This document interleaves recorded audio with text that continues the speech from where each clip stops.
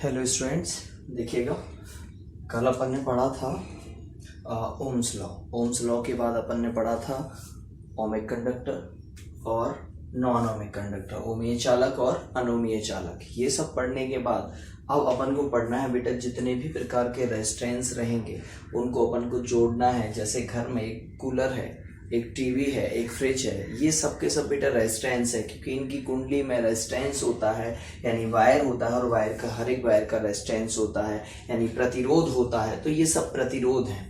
अगर current flow होती है तो उनके लिए ये नहीं दिखता कि ये कूलर है, कि ये पंखा है, कि ये टीवी है, कि ये फ्रिज है। उनको दिखता है ये रेजिस्टेंस है, यानी ये प्रतिरोध हैं।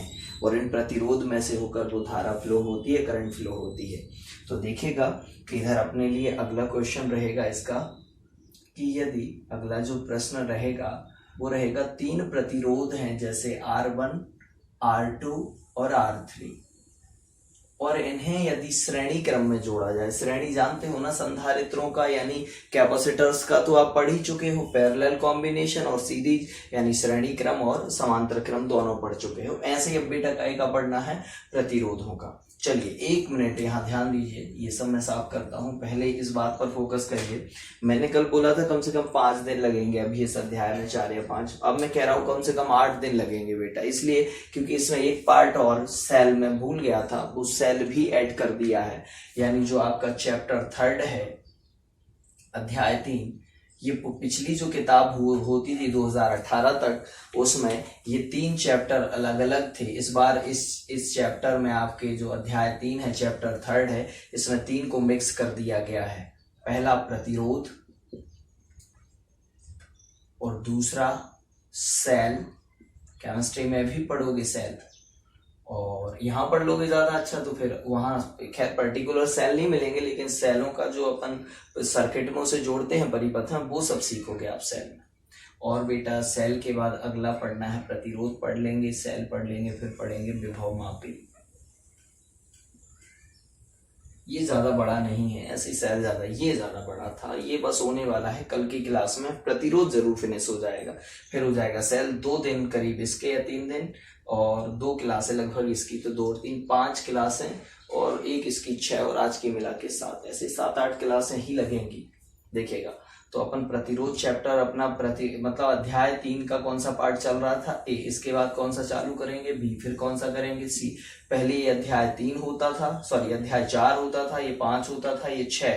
लेकिन अब सोचिए इन तीनों को मिला के कितना बना दिया, केवल अध्याय नंबर 3। तो बड़ा तो है, क्वेश्चन भी ज्यादा आते हैं, नंबर भी ज्यादा है, तो इसको अपन करते हैं अभी प्रतिरोध में। चलिएगा आया समझ में। तो अभी कौन सा चल रहा है, पार्ट ए। पार्ट ए में अपन क्या पढ़ रहे हैं, प्रतिरोध, रेजिस्टेंस। अच्छा आप कहोगे इंग्लिश में सर पहला प्रतिरोध लिखा था रेजिस्टेंस, और दूसरा आपने लिखा क्या, सेल। सेल को बेटा सेल ही बोलते हैं। और उसके बाद अगला आया क्या, विभवमापी। विभवमापी को बोलेंगे पोटेंशियल मीटर। क्या पढ़ेंगे, पोटेंशियल मीटर। तो अपन ये पढ़ेंगे। चलिए अब देखिएगा, यहां पर मैं बोलता हूं कि मैंने 3 रेजिस्टेंस लिए हैं, R1, R2 और R3। इन्हें किस क्रम में जोड़ दिया बेटा, श्रेणी क्रम में, यानी कि सीरीज में जोड़ दिया। तो कह रहे हैं कि इसका सर्किट बनाइए आप, यानी परिपथ आरेख खींचिए और इसका रिजल्टेंट रेजिस्टेंस निकालिए, तुल्य प्रतिरोध निकालिए। जैसे वहां रिजल्टेंट कैपेसिटेंस यानी तुल्य धारिता निकालते थे, यहाँ पर अपन रिजल्टेंट का मतलब होता है तुल्य, और यहाँ धारिता कैपेसिटेंस नहीं निकालनी, यहाँ पर क्या निकालना है, रेजिस्टेंस। तो यहाँ रिजल्टेंट रेजिस्टेंस निकालेंगे। आया समझ में। चलिए क्वेश्चन क्या रहेगा, यदि 3 प्रतिरोधों R1, R2, R3 को श्रेणी क्रम में जोड़ा जाए तो इनका तुल्य प्रतिरोध कितना होगा। परिपथ आरेख खींचिए, बनेगा क्या आएगा, if 3 resistance R1, R2, R3 is arranged in parallel combination या series combination, then find its resultant resistance and also draw its circuit। और इसका सर्किट भी ड्रॉ करिएगा। तो ऐसा अपन लिख लेंगे, ठीक है ना। चलिए अब फटाफट से करते हैं। पहले कौन सा, सीरीज का कर लेते हैं, और सीरीज वाला आपको याद रहेगा, सीरीज वाला याद रहेगा। जल्दी से हम इसको बता देते हैं कि ये सीरीज वाला करना कैसे है।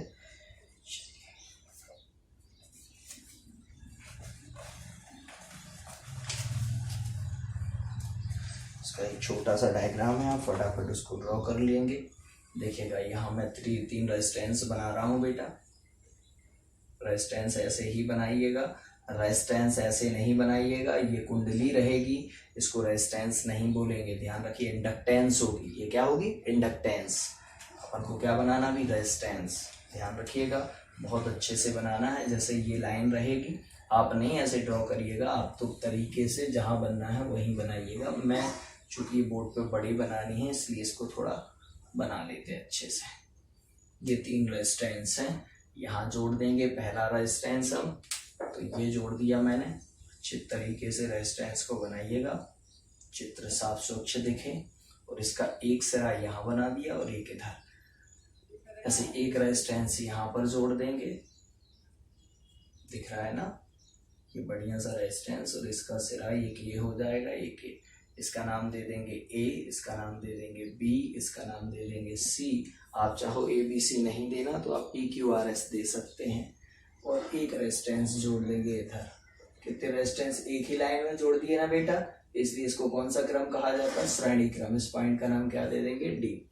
चलिएगा, आप पी क्यू आर एस भी नाम दे सकते। और फिर यहाँ पर इन सभी के बीच में क्या जोड़ देंगे? एक इधर बैटरी। क्या जोड़ देंगे बेटा? बैटरी। और बैटरी का प्लस वाला सिरा यानी ये बड़ी लाइन इधर रहेगी, इसको प्लस नाम देते हैं। जो छोटी लाइन रहती है उसको माइनस नाम देते हैं। अब आप कहोगे सर इस बैटरी को चालू बंद करने के लिए बटन यानी कुंजी लगाएंगे, सो उसका नाम क्या दे देंगे? की। ये लगा दिया हमने यहाँ पर एक स्विच, की लगा दिया। अब बेटा यहाँ प्लस साइड से ही हमेशा धारा फ्लो होती है, करंट फ्लो होती है। ये आई इधर जाएगी, आई। धारा के बहने के लिए एक ही मार्ग है, इसलिए सब में से कितनी जाएगी? आई। लेकिन व्यवहारिक भाषा तो ये कहती है कि आई आगे जाके कुछ कम हो जाएगी, लेकिन अपन बोल देते हैं कि आई जाएगी और वापस ही माइनस की तरफ आई आती है। देखो, प्लस से गई, ऐसे घूम के फिर ये माइनस की तरफ। तो हमेशा धारा प्लस सिरे से कहाँ की तरफ आती है? माइनस सिरे की तरफ बनेगा। लेकिन आप कहोगे सर जैसे ही धारा जाएगी तो इन प्रतिरोधों के सिरों पर क्या उत्पन्न होगा बेटा? विभवांतर, पोटेंशियल डिफरेंस क्रिएट होगा। तो वो कितना होगा पोटेंशियल डिफरेंस? देखिएगा, जैसे ही धारा जाएगी तो इनके सिरों पर क्या उत्पन्न हो जाएगा? विद्युत विभवांतर। क्या उत्पन्न हो जाएगा बेटा? विद्युत विभवांतर। मैं बनाता हूँ विद्युत विभवांतर, देखिएगा।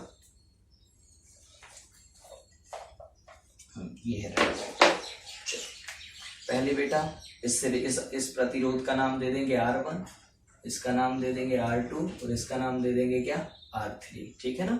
चलिए, इसके सिरों पर विभवांतर आएगा तो उसका नाम देखिए, इधर से इधर एक ऐसी लाइन खींच लेंगे और विभवांतर का नाम मान के चलो। जैसे धारा प्रवाह होगी तो इस यहाँ पर विभवांतर कितना आ जाएगा? V1।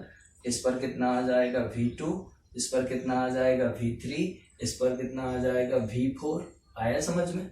चलिए, तो बताइए प्रतिरोध R1 के सिरे क्या हुए? A और B। तो विभवांतर कितना आ जाएगा? V1 minus V2। अच्छा, V1 ज्यादा होगा कि V2? ऑब्वियसली V1 ज्यादा होगा, धारा इधर से जाएगी, धीरे धीरे कम होती जाएगी तो V2 कम मिलेगा। V2 से कम V3, V3 से कम V4, तो सबसे कम V4 मिलेगा। चलिए, तो यहाँ से ऐसे लाइन खींच लेना ताकि हम क्लियरली बता सकें कि ये इतने के बीच में है विभवांतर। और इस विभवांतर का नाम क्या दे दोगे बेटा? V1 माइनस V2 बनेगा। चलिए, फिर बेटा यहाँ पर R2 के सिरों पर विभवांतर अपन को निकालना होगा, तो कैसे निकालेंगे ये बोलिएगा जरा इधर। हाँ, इधर बोल दीजिएगा, क्या आएगा बेटा? V2 minus V3। फिर ऐसे इसके R3 के सिरों पर विभवांतर जब निकालना होगा तो कितना आएगा? तो एक और लाइन ऐसी खींच लेंगे ताकि सबको क्लियरली अलग अलग बता सकें, इसलिए मैंने ये 3 अलग अलग खींची। चाहो तो इनको ऊपर भी खींच सकते हो, डायग्राम के अंदर जरूरी नहीं है, वो तो मैंने अच्छे से देखे इसलिए खींच दिया। V3 माइनस V4 बनेगा। इतना आपको डायग्राम बनाना है, चित्र का नाम लिखना है, डायग्राम का नाम लिखना है। क्या लिखना है? प्रतिरोधों का श्रेणी क्रम संयोजन, series combination of series arrangement of resistance, series arrangement of resistance. प्रतिरोधों का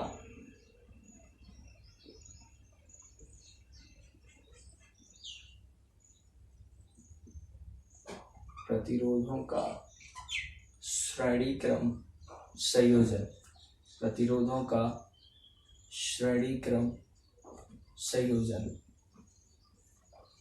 जैसे नाम लिख देंगे, बनेगा। इसको ब्रैकेट में बंद कर देंगे। अब देखिएगा माना में क्या लिखना है, माना में लिखना है नीचे चित्र में 3 प्रतिरोध या चित्र में प्रतिरोधों का श्रेणी क्रम संयोजन प्रदर्शित है। इसमें 3 प्रतिरोधों R1, R2 और R3 को क्रमशः AB, BC और CD के मध्य जोड़ा गया है।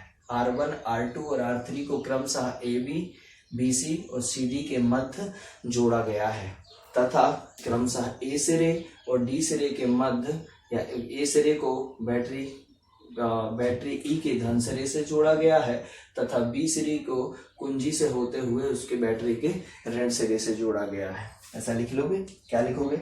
चित्र में प्रतिरोधों का श्रेणी क्रम संयोजन प्रदर्शित है। इसमें 3 प्रतिरोधों R1, R2 और R3 को क्रमशः AB, BC और CD के मध्य श्रेणी क्रम में जोड़ा गया है। चूंकि धारा के बहने के लिए एक ही मार्ग है, इसलिए सभी प्रतिरोधों में से समान धारा प्रवाहित होगी।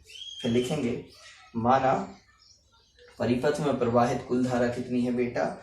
I है। परिपथ में कुल प्रवाहित धारा कितनी है? I एम्पियर है। इसलिए धारा प्रवाह के कारण AB, BC और CD के मध्य या ABCD A B, C,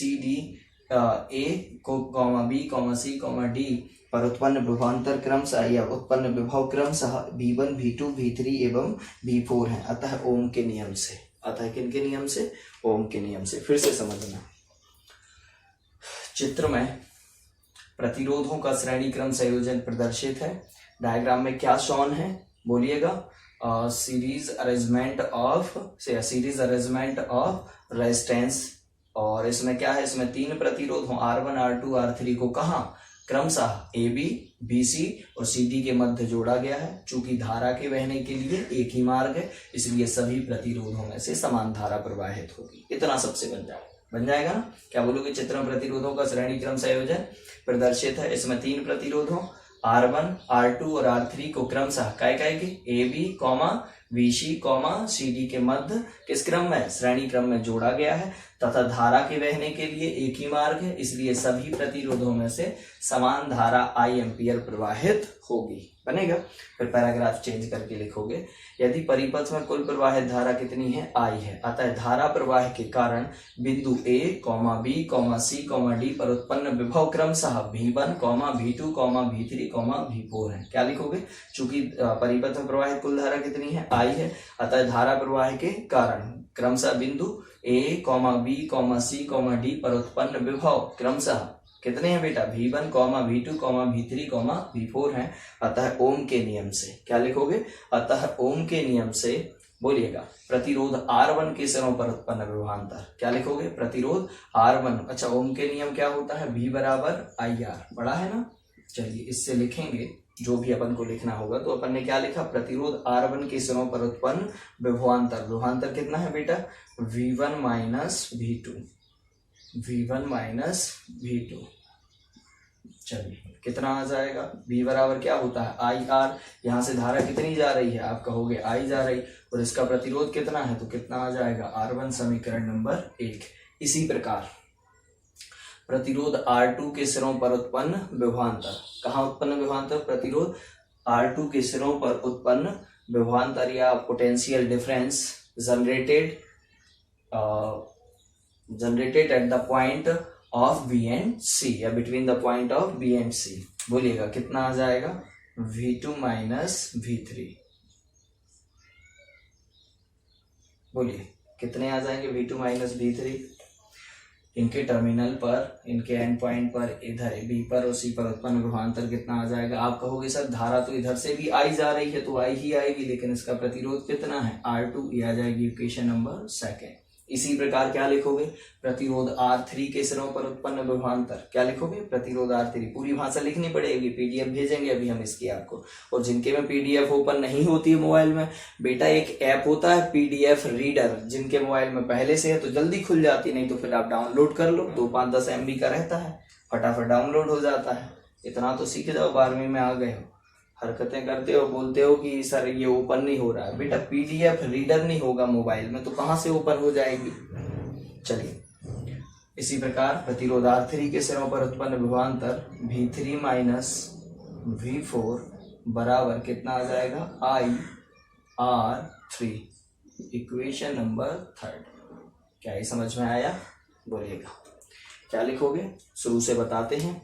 जैसे डायग्राम बना लोगे, लिखोगे चित्र में प्रतिरोधों का श्रेणी क्रम संयोजन प्रदर्शित है, और इसमें 3 प्रतिरोधों किस किस को, चित्र को देखकर ही बोल रहे हैं, इसमें 3 प्रतिरोध R1, R2 और R3 को क्रमशः A, B, B, C और C, D के मध्य किस क्रम में, श्रेणी क्रम में जोड़ा गया है, तथा धारा के बहने के लिए एक ही मार्ग है, इसलिए सभी प्रतिरोधों में से समान धारा I एम्पियर ही बहेगी। बनेगा? फिर लिखेंगे पैराग्राफ चेंज करके, यदि परिपथ में प्रवाहित, चूंकि या फिर यदि परिपथ में प्रवाहित कुल धारा कितनी है बेटा, I है, तो धारा प्रवाह के कारण बिंदु A, क्या बिंदु बोलना है इसको, बिंदु A, B, C तथा D पर उत्पन्न विभवांतर नहीं, विभव V1, V2, V3, V4 है। अतः ओम के नियम से फिर लिखोगे प्रतिरोध R1 के सिरों पर उत्पन्न विभवांतर V1 माइनस V2 बराबर है IR1। इसी प्रकार प्रतिरोध R2 के सिरों पर उत्पन्न विभवांतर V2 माइनस V3 बराबर IR2। इसी प्रकार प्रतिरोध R3 के सिरों पर उत्पन्न विभवांतर V3 माइनस V4 बराबर IR3, इक्वेशन नंबर 3। फिर ऐसे ही वहां पर जब इतना हो जाता तो बेटा अपन लिखते थे, यदि पूरे परिपथ का कुल प्रतिरोध या तुल्य प्रतिरोध कैपिटल R है और कुल प्रवाहित धारा कितनी है, I है, तो कुल विभवांतर V1 माइनस V4, पहला और लास्ट लिखते थे ना वहां पर। हाँ, तो वही लिख देंगे, इसको साफ कर रहे हैं हम। क्या लिखोगे, यदि परिपथ का, यदि संपूर्ण परिपथ, पूरे होल सर्किट का, यदि संपूर्ण परिपथ का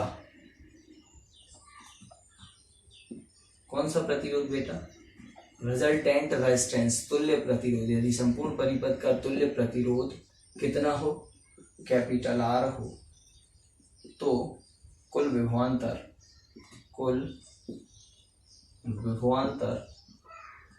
क्या आएगा, V1 माइनस V4 बराबर, चलो आप ही लोग भी बता सकते हैं। आप कहेंगे V बराबर IR होता तो V तो J लिख गया एक प्रकार से, और I क्या हो जाएगी, कुल धारा, और कुल प्रतिरोध कितना है R, इक्वेशन नंबर कौन सी आ जाएगी, 4th बनेगा। ये समीकरण 4 हो जाएगा।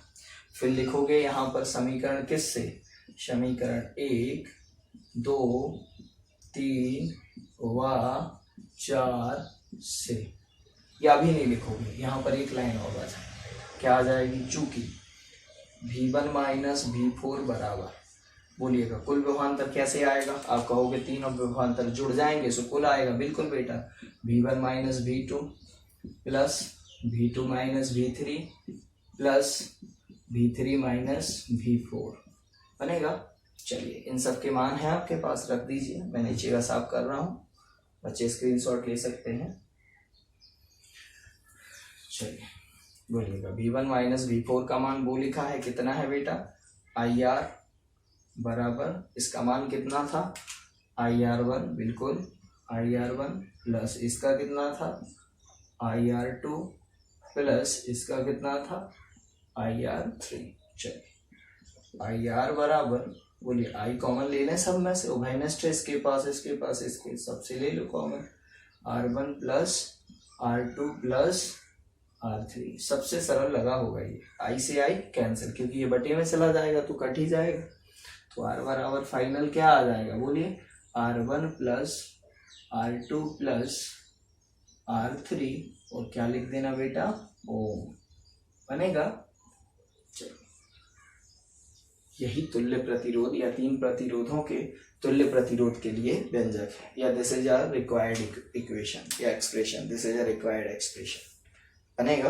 अच्छा, ऐसे n जुड़े होते तो क्या होता, R1 plus R2 plus R3 plus dash dash dash dash dash plus Rn बनेगा, तो एक लाइन बढ़ जाएगी। अगर n के लिए पूछेंगे तो आप कर लीजिएगा, n के लिए बनेगा सभी बच्चों से। बहुत आसान था ये, उनसे कहीं सरल है, वो तो कठिन थे एक प्रकार से, जबकि ये ज्यादा इंपॉर्टेंट है, श्रेणी और समांतर। अब आगे आपको फिर से सेलों की पढ़ने मिलेंगे, श्रेणी और समांतर, है ना। साफ करते हैं इसको, स्क्रीनशॉट ले लीजिए सभी बच्चे।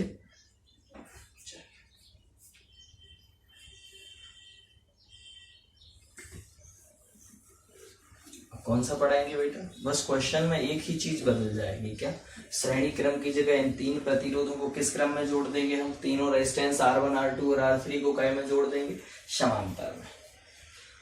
और बाकी पैरेलल कॉम्बिनेशन में जोड़ने के बाद और कुछ नहीं करना, व्यंजक लगभग ऐसा ही है सब कुछ।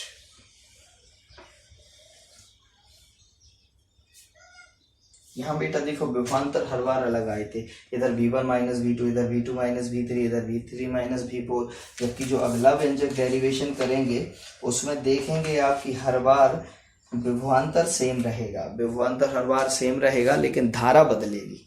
आया समझ? जैसे उधर होता था, कहीं आवेश बदलता था तो कहीं विभवांतर बदलता था, श्रेणी में आवेश समान रहता था, विभवांतर बदलता था। ऐसे यहाँ पर क्या समान है? बोलो, धारा समान है लेकिन विभवांतर बदल गया। आवेश की जगह बस धारा आ गई और कुछ भी चेंज नहीं हुआ, क्योंकि संधारित्र या कैपेसिटर में आवेश देते थे, इधर धारा देते हैं, बस करंट देते हैं और कुछ भी नहीं। चलिए, तीन प्रतिरोधों को, अगला क्वेश्चन है इसका कि तीन प्रतिरोध R1, R2 और R3 को, तीन प्रतिरोध R1, R2 और R3 को समांतर क्रम में जोड़ा गया है, तो उसका तुल्य प्रतिरोध का व्यंजक निकालिए और परिपथ आरेख खींचिए। If three resistance R1, R2, R3 is arranged in a parallel combination, then find its required resultant resistance बनेगा। Then find its expression of resultant resistance and also draw its circuit बनेगा। चलिए, क्वेश्चन बना के लिख लीजिएगा, question बनाना भी आपको आ जाएगा। देखिए बेटा, अब आप जानते हैं कि हर बार हमें दो ही पॉइंट के बीच में सब कुछ जोड़ना होगा। बस इतना है कि यहाँ पृथ्वी अर्थवीकृत नहीं क्रिया करते, और जैसे वहां पर करते थे अर्थिंग, यहाँ अर्थिंग नहीं कर देना। अर्थिंग कर दोगे तो सब गड़बड़ हो जाएगा। ये थोड़ी ना कैपेसिटर है। चलिए, सबसे पहले ड्रॉ ही कर लेते हैं।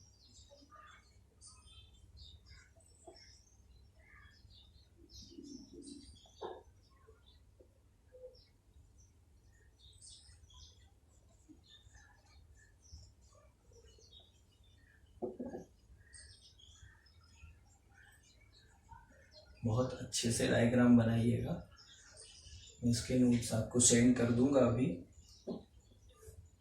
जैसे ये आपको वीडियो अपलोड होता है वैसे आपको, अब वीडियो का गैप बहुत ही रेयर कंडीशन में करेंगे, कोशिश करेंगे ना करना पड़े, फिर सब ईश्वर की मर्जी। ये मोहल्ले में कोरोना आया है, क्या पता किसको हो जाए। ये मत सोचना सर को हो जाएगा तो वीडियो आएंगे कि नहीं आएंगे। बेटा अभी तो नहीं होगा हमें। R1, R2, R3, और ध्यान रखना ये P पॉइंट और ये Q सारे के सारे दो ही बिंदु के बीच जुड़े। R1 के दोनों सिरे आप कहोगे PQ, R2 के दोनों सिरे PQ, R3 के दोनों सिरे तो R3 का ये सिरा P और ये सिरा Q, तो PQ ही रहेंगे। ऐसे नहीं करना यहाँ आवेश दे दो इधर पृथ्वीकृत, क्योंकि ध्यान रखना प्रतिरोधों को धारा चाहिए होती है। क्या चाहिए होती है? धारा। धारा कौन देता है? बैटरी। बनेगा बेटा ये बैटरी। रुको, कुंजी भी तो लगाएंगे बटन के। बैटरी का नाम क्या दे देना? ये। आप कहोगे धारा नहीं बहानी, धारा बहाएंगे बेटा, बिल्कुल धारा तो बहानी ही पड़ेगी। कितनी बहाओगे? आई। इधर कितनी जाएगी? आई। इधर जाके तीन भागों में टूटेगी, इधर आएगी I1। देखो धारा बदल गई इस बार, उसमें धारा नहीं बदली थी। आप कहोगे पिछले में सब धारा सब में आई थी, इधर तीनों में धारा अलग अलग हो गई। जिसका जितना प्रतिरोध उतनी धारा खींच लेगा। आप कहोगे सबसे ज्यादा J है तो इसने सबसे ज्यादा धारा खींची होगी।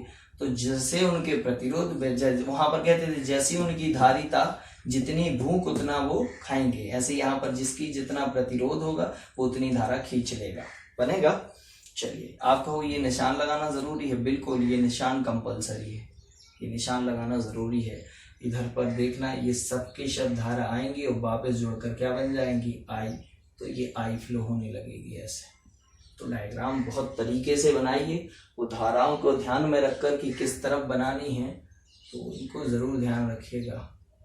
जो बच्चे वीडियो आगे बढ़ा बढ़ा के देखते हैं ना, उनके में वीडियो क्वालिटी अच्छी नहीं आती फिर, तो वो बढ़ा बढ़ा के नहीं देखना। एक बार चालू कर दो, सामने रख दो और बस पढ़ने लगो। 1 घंटे की क्लास खत्म होगी, उठो, फिर जो करना सो करते रहो। चलिए, ये ऐसा डायग्राम बनाना है। सर्किट तीनों प्रतिरोधों को किस क्रम में जोड़ देना है? समांतर क्रम P और Q। तो लिखेंगे चित्र में प्रतिरोधों का कौन सा क्रम संयोजन बेटा? समांतर क्रम संयोजन। Parallel arrangement of resistance is shown in figure. समांतर प्रतिरोधों का समांतर क्रम संयोजन, चित्र का नाम लिख देंगे।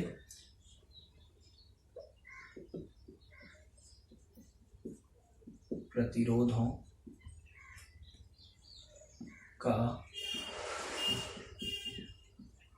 समांतर क्रम संयोजन। प्रतिरोधों का समांतर क्रम संयोजन ये लिखेंगे। चित्र में तीन प्रतिरोधों का समांतर क्रम चित्र में तीन प्रतिरोधों R1, R2 और R3 या चित्र में प्रतिरोधों का समांतर क्रम संयोजन प्रदर्शित है। इसमें तीन प्रतिरोधों R1, R2 और R3 के एक सिरे को बिंदु या सभी के एक सिरे को, प्रत्येक प्रतिरोध के पहले सिरे को बिंदु P से तथा प्रत्येक प्रतिरोध के दूसरे सिरे को दूसरे बिंदु Q से जोड़ दिया जाता है। तथा क्या लिखोगे? चित्र में प्रतिरोधों का समांतर क्रम संयोजन प्रदर्शित है। इसमें तीन प्रतिरोधों R1, R2 और R3 को दो बिंदुओं P और Q के मध्य समांतर क्रम में जोड़ा गया है। दो बिंदुओं, चित्र में तीन प्रतिरोधों R1, R2 और R3 को दो बिंदुओं P और Q के मध्य किस क्रम में जोड़ा गया है? समांतर क्रम में जोड़ा गया है। और P और Q के मध्य एक बैटरी B तथा कुंजी K को जोड़ा गया है। तथा P और Q के मध्य एक बैटरी E और कुंजी K को जोड़ा गया है। बनेगा। फिर क्या लिखोगे? जैसे ही कुंजी K को दबाया जाता है तो बैटरी B से I धारा प्रवाहित होती है, जो बिंदु कहाँ पहुंचकर P पर पहुंचकर क्रमशः तीन भागों I1, I2 और I3 में विभक्त हो जाती है और क्रमशः प्रतिरोधों R1, R2 और R3 में प्रवाहित होने लगती है। चूंकि सभी प्रतिरोध P और Q के मध्य जुड़े हैं, इसलिए सभी पर विभवांतर समान होगा। और सब पर समान विभवांतर कितना होगा मैं यहाँ पर बना दूं। P और Q के मध्य विभवांतर कितना आएगा बेटा? चलिए, इधर विभवांतर कितना आएगा तो हम बता देते हैं। ये P हो गया, ये Q हो गया, इनके मध्य में विभवांतर आएगा, इसका रहेगा VP माइनस VQ। क्या ये समझ में आया? इस पर भी इतना ही रहेगा, इस पर भी इतना, इस पर भी इतना। कोई पूछे क्यों? क्योंकि इन सबके सिरे P और Q के बीच ही जुड़े हैं। फिर से समझना, चित्र में तीन प्रतिरोधों या चित्र में प्रतिरोधों का समांतर क्रम संयोजन प्रदर्शित है। क्या बोलोगे? चित्र में प्रतिरोधों का समांतर क्रम संयोजन प्रदर्शित है। इसमें तीन प्रतिरोधों R1, R2 और R3 को, इसमें तीन प्रतिरोधों R1, R2 और R3 को दो बिंदुओं 2 पॉइंट्स P और Q, दो बिंदुओं P और Q के बीच किस क्रम में? समांतर क्रम में जोड़ा गया है। बनेगा। तथा P और Q के मध्य, तथा नीचे की ओर देखो, P और Q के मध्य एक बैटरी E तथा कुंजी K को जोड़ा गया है। एक बैटरी E तथा कुंजी K को जोड़ा गया है। बनेगा। डायग्राम की बनावट में क्या लिखोगे? चित्र में प्रतिरोधों का समांतर क्रम संयोजन प्रदर्शित है। इसमें तीन प्रतिरोधों R1, R2 और R3 को क्रमशः दो बिंदुओं P और Q के मध्य किस क्रम में? समांतर क्रम में जोड़ा गया है। तथा P और Q के मध्य एक बैटरी E तथा कुंजी K को जोड़ा गया है। यहाँ से आती है इसकी वर्किंग। ये सर्किट वर्क कैसे करता है? तो जैसे ही कुंजी K को दबाया जाता है, बैटरी E से I धारा प्रवाहित होने लगती है, यानी फ्लो होने लगती करंट। जैसे इसको प्रेस करोगे आप स्विच को, किसको? K को, तो बैटरी E से क्या फ्लो होने लगेगी? I करंट फ्लो होने लगेगी। और जैसे ही ये करंट या जैसे ही ये धारा कहाँ पहुंचती है? बिंदु P पर, तो तीन भागों क्रमशः I1 और I2, I3 में विभाजित होकर R1, R2 और R3 में प्रवाहित होने लगती है। क्या लिखोगे? जैसे ही कुंजी K को दबाया जाता है, बैटरी E से I धारा प्रवाहित होती है, जो बिंदु P पर पहुंचकर क्रमशः तीन भागों I1, I2 और I3 में टूटकर R1, R2 और R3 में प्रवाहित होने लगती है। बनेगा। चूंकि सभी प्रतिरोध P और Q के बीच में जुड़े हैं, इसलिए सभी पर विभवांतर समान अर्थात VP माइनस VQ होगा। अतः ओम के नियम से। क्या लिखोगे? अतः ओम के नियम से। अब देखो बेटा, इसमें हर बार चेंज क्या है? जो चेंज होता है वही लिखना होता है। जैसे पिछले में क्या चेंज था? विभवांतर तो अपन ने लिखा था R1 के सिरों पर विभवांतर, R2 के सिरों पर विभवांतर, R3 के सिरों पर विभवांतर, पोटेंशियल डिफरेंस, क्योंकि हर बार वो अलग था, इस बार क्या अलग अलग है, I1 अलग है, I2 अलग है, I3, इसलिए लिखेंगे प्रतिरोध R1 में प्रवाहित धारा I1 बराबर, क्या लिखोगे, प्रतिरोध ओम के नियम से प्रतिरोध किस में, R1 में, जैसे प्रतिरोध के सिरों पर क्या लिखा था, विभवांतर, इस बार लिखेंगे प्रतिरोध R1 में, कौन से प्रतिरोध में, प्रतिरोध R1 में प्रवाहित धारा I1 बराबर, अब बेटा अपन तो फॉर्मूला पता ही नहीं, तो फिर फॉर्मूला क्या लिखोगे, ऊपर देखो V बराबर IR था ना, तो I बराबर आप खुद बताओ, ये R कहाँ चला जाएगा, V के अपॉन में, सो क्या आएगा, V अपॉन R। तो बताइए ऊपर हम कितना लिख दें, V कितना है इसके सिरों पर, आप कहोगे VP माइनस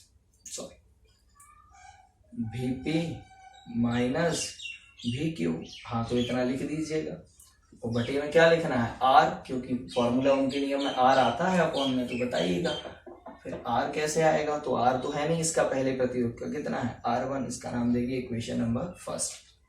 इसी प्रकार प्रतिरोध R2, उसमें लिखा था के सिरों पर उत्पन्न विभवांतर, यहाँ क्या लिखोगे, प्रतिरोध R2 में प्रवाहित धारा I2 बराबर, प्रतिरोध R2 में प्रवाहित, प्रतिरोध R1 में प्रवाहित धारा I1 बराबर, प्रतिरोध R2 में प्रवाहित धारा I2 बराबर, प्रतिरोध R3 में प्रवाहित धारा I3 बराबर, बस विभवांतर सब में समान है, इसलिए उसको तो चेंज ही नहीं करना है, तो ज्यों कहते हो अपॉन में क्या आ जाएगा, R2, इक्वेशन नंबर सेकेंड। अगला आ जाएगा, बोलिएगा, इसी प्रकार प्रतिरोध R3 में प्रवाहित धारा I3 बराबर VP माइनस VQ, P और Q बहुत छोटे छोटे बनाइएगा, और अपॉन में क्या आ जाएगा बेटा, R3, इक्वेशन नंबर थर्ड।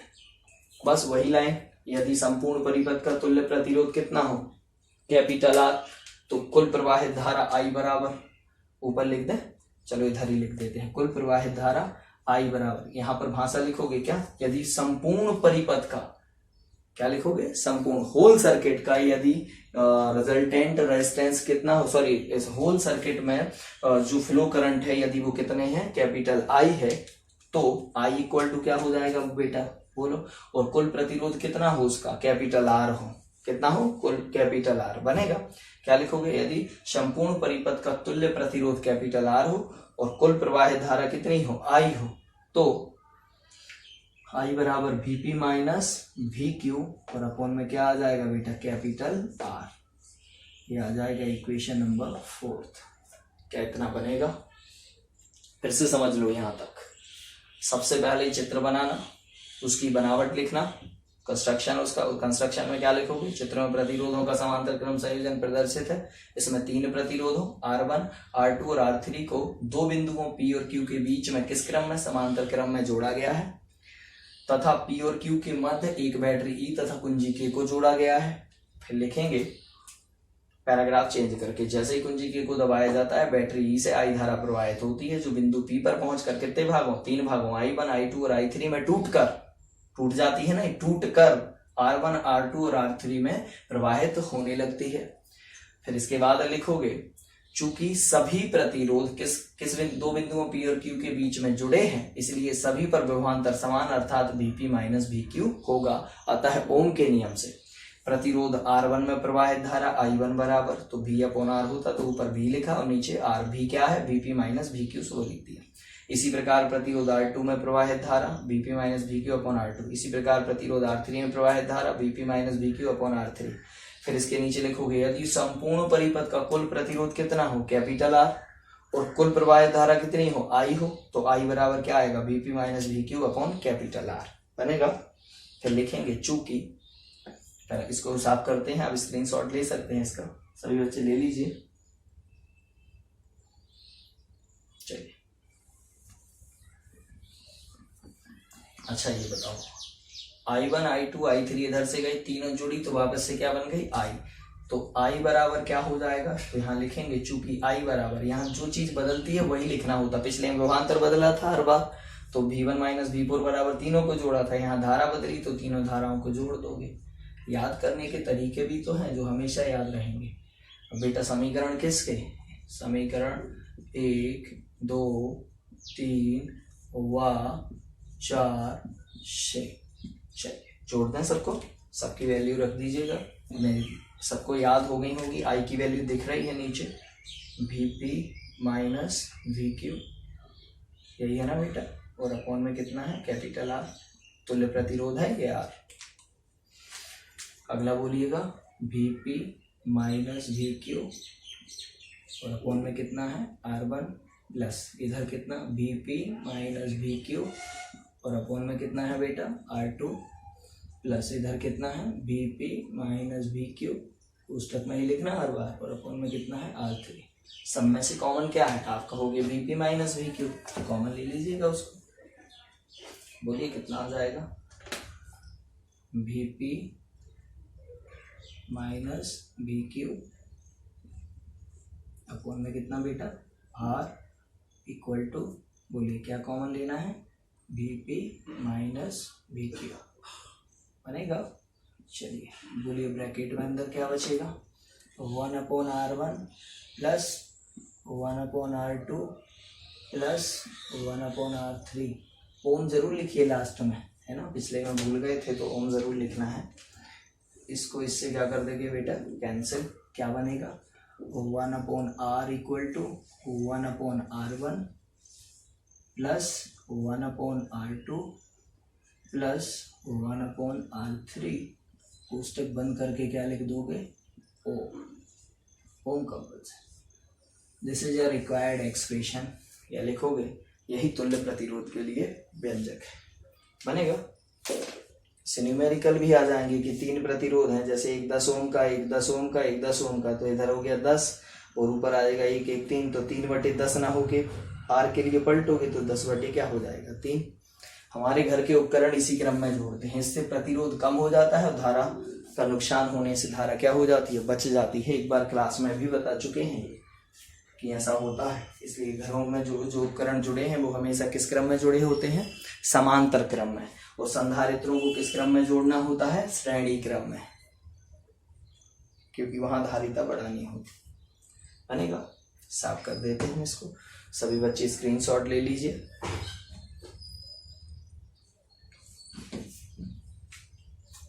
बेटा कल इसका प्रतिरोध पाठ खत्म हो जाएगा, अब इसके बाद अगला समझाते हैं आपको। अच्छा इंग्लिश में भाषा जमाना कठिन नहीं है, आप समझते जाइए और लिखते जाइए तुरंत, डेली का काम डेली करते जाइए, दिक्कत नहीं होगी फिर आपको, है ना। डेली का काम डेली करते जाइए, दिक्कत नहीं होगी।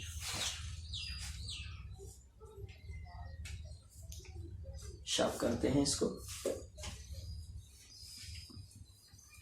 बेटा पढ़ना है अपन को किरचॉफ लॉ। वैज्ञानिक किरचॉफ ने नियम दिए थे, जो परिपथ में करंट का डिस्ट्रीब्यूशन होता है धारा के वितरण को समझाने के लिए। परिपथ में, परिपथ जानते हो ना, सर्किट, जो घर में ये लाइनें डली होती हैं, सर्किटरी, सर्किट बोलते हैं परिपथ को। तो उस सर्किट में जो धारा का डिस्ट्रीब्यूशन या करंट का डिस्ट्रीब्यूशन होता है, तो कहते हैं कि विद्युत परिपथ में धारा के वितरण को समझाने के लिए लिखा है, विभिन्न चालकों के मध्य विद्युत धारा के वितरण को समझाने के लिए किरचॉफ के नियम लिखिए, इन्हें समझाइए। तो इन्हें हमें बताया कि किसी परिपथ में धारा के वितरण को समझाने के लिए वैज्ञानिक किरचॉफ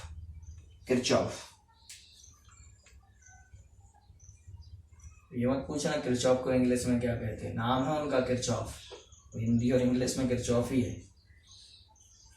तो इन साइंटिस्ट ने क्या किया था कि जो परिपथ है यानी सर्किटरी है, जैसे अपने यहाँ पर ये सर्किटरी होती है, ऐसे एक बॉक्स बना होता है, इधर से ये करंट की एक लाइन आती है और उस बॉक्स में से एक लाइन इधर चली जाती है, एक इधर चली जाती है, एक इधर चली जाती है, फिर इधर जाके एक बोर्ड लगा होता है, ऐसे बोर्ड लगा होता है, कोई बॉक्स जुड़ा होता है, इधर से एक करंट आती है। आया समझ में? तो ऐसे ही उन्होंने कहा कि चालकों के मध्य विद्युत धारा के वितरण को समझाने के लिए कि कैसे बढ़ती है।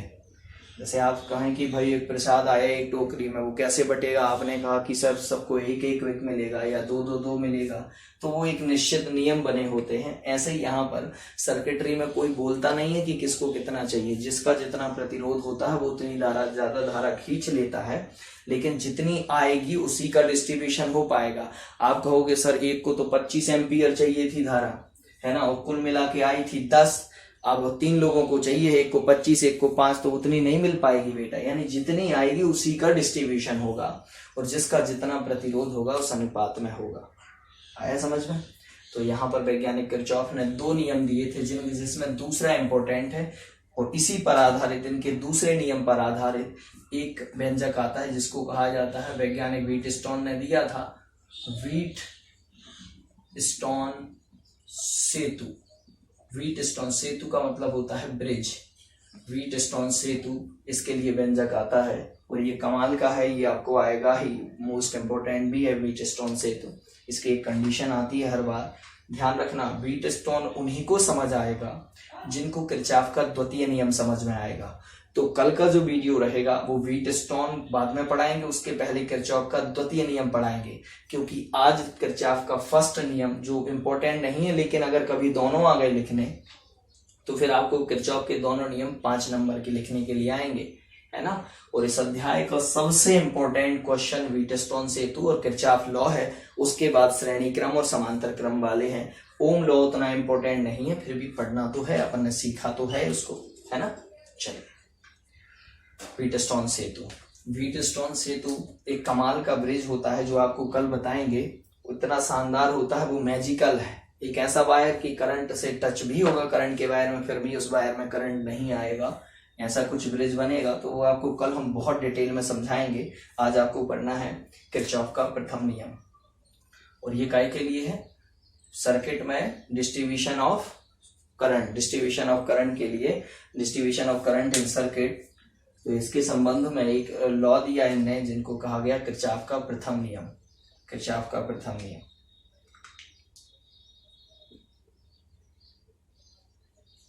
किरचॉफ का प्रथम, नाम ही है इसका प्रथम नियम, किरचॉफ का प्रथम नियम। कभी प्रथम द्वितीय नहीं हो सकता, द्वितीय प्रथम नहीं, इनके नाम है क्योंकि इसी किरचॉफ का प्रथम नियम। किरचॉफ के प्रथम नियम तो क्या होगा, किसी विद्युत धारा, किसी परिपथ में यानी किसी सर्किट में विद्युत धारा यानी करंट के वितरण को, वितरण मतलब डिस्ट्रीब्यूशन को समझाने के लिए वैज्ञानिक किरचॉफ ने 2 नियम प्रस्तुत किए, जिन्हें किरचॉफ के नियम से हम जानते हैं, या जिनको किरचॉफ के नियम से जाना जाता है। फिर हेडिंग डालना किरचॉफ का प्रथम नियम, ऊपर क्या लिख दोगे, किसी विद्युत परिपथ में धारा के वितरण को समझाने के लिए वैज्ञानिक किरचॉफ ने 2 नियम प्रतिपादित किए, जिन्हें हम किरचॉफ के नियम कहते हैं। फिर आएगा किरचॉफ का प्रथम नियम। किरचॉफ का प्रथम नियम क्या है कि किसी विद्युत परिपथ के किसी संधि बिंदु पर मिलने वाली समस्त धाराओं का बीजगणितीय योग 0 होता है। समस्त धाराओं का बीजगणितीय योग 0 होता है, अर्थात संधि की ओर आने वाली धाराओं